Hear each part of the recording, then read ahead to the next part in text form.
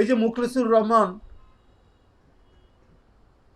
জনপ্রশাসনের সচিব, এই লোকটি যে বিতর্কিত লোক, তাকে কন্ট্রাক্ট সার্ভিস দিয়ে বসিয়ে রাখা হয়েছে। এরপরে তার ব্যাপারে আমরা বহুবার প্রকাশ্যে গণমাধ্যমের সামনে আমরা এর প্রতিবাদ করেছি।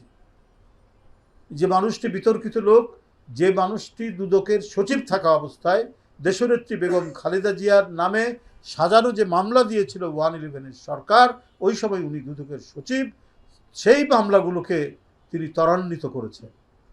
কোনো ধরনের সত্যানুসন্ধান না করে তৎকালীন সরকার যারা ছিল শেখ হাসিনার আন্দোলনের ফসল, তারা যৌথভাবে শুধুমাত্র জিয়া পরিবার এবং জাতীয়তাবাদী শক্তির ইমেজকে জনমনে ক্ষুণ্ণ করার জন্য একটা পরিকল্পিতভাবে তারা এই মামলাটিকে সাজিয়ে এর বিচারিক কার্যক্রম করেছে।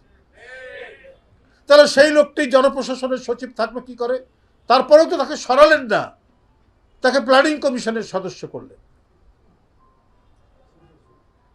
আপনার ইতিমধ্যেই বিভিন্ন পত্রপত্রিকায় তার অতীত কুকীর্তি এগুলো সম্পর্কে নানা রিপোর্ট তৈরি হয়েছে।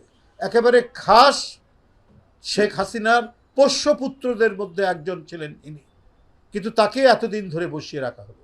এবং তারাও একটা টার্গেট করে নেমেছে